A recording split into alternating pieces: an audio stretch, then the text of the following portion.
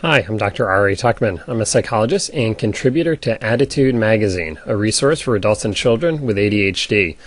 This video here is called Get More Done, and the topic is talking about how to finish more of the things that you start, which is, a hallmark for ADHD folks. So, this is a video for attitudemag.com, and you can get more information there. So, how do you get more done? Like I said, this is kind of a hallmark. A lot of folks with ADHD struggle with this, so do some other people. But what we're talking about here is a few different things that you can do. First one is cut the number of distractions. The less stuff you have competing for your attention, the less likely it is that you're going to get pulled off onto something else that might be interesting, perhaps even important, but not really what you should be doing at this moment. So, cut down the number of distractions. Turn off the phone, close the door, turn off the TV, send the kids into the other room or down into the basement or upstairs or whatever so that you have fewer distractions. Second thing I would suggest is to take something that's perhaps a big project, and we all tend to push off the big projects more than the small ones, and shrink it down a little bit. Break it into pieces. Say, all right, I'm going to get this done by this time. So, I don't know, if getting your taxes done is sort of hanging on you, say, all right, this weekend I'm just sorting through papers. I don't have to do anything else with them. I'm just dividing them out. So all the different bills are where they need to be.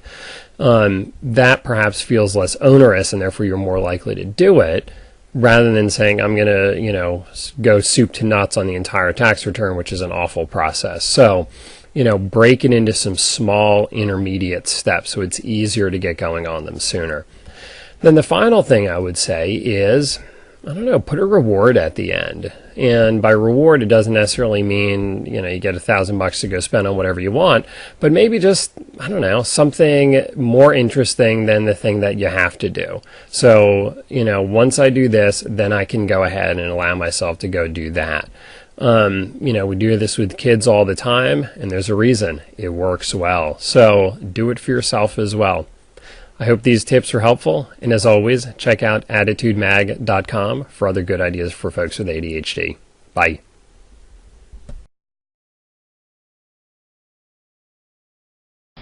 Hey, people have asked me, how have you written now 3 books when you have ADD?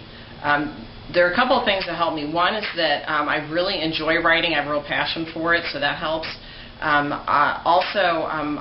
take Adderall, which has helped me be able to kind of find words and put them, type them on the page. Because before medicine, sometimes I'd look for a word, and it's almost like the file cabinet. My brain wouldn't open up all the way. So now when I need to find a word or phrase something together, it just shows up in my brain. So also, my mom made me take a typing class in high school, which I'm forever grateful for, because I can actually type faster than I write. And I know that some people with ADHD have difficulty with handwriting, so I always recommend taking a typing class. You can take free typing classes online, even on different websites, because that really helps speed up your ability to communicate. Also, what I do is I just do stream of consciousness writing, which means I just sit down and just start writing and writing and writing without necessarily a set format of I know which chapter I'm working on, but I just keep writing, and I don't stop and say, oh, I need to change this around or I need to edit this. I wait until I'm done writing the chapter, and then I go back and look and fit things together according to my outline, because my outline was already established before I even started writing the book. And the other thing I do is when I do write, I make sure that I do it every day, because if you stop and wait a couple days, you have to kind of play catch-up game to figure out where you were when you finished writing the days prior. So if you keep writing every day, you have more of a chance of knowing exactly where you left off and where you can start writing again. Also, I make sure that my desk is free of anything else other than the laptop when I type.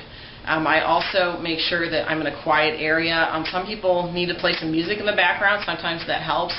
What I do is I usually go to Pandora.com, where you can set up your own radio stations and play the music that you like, because if not, I have a tendency to switch CDs out or keep clicking on different MP3 files on my computer. So Pandora, you usually get a whole stream of music that is stuff that you like, so you're less likely to kind of fiddle around with that while you're writing. I do spend a few hours at least a day writing.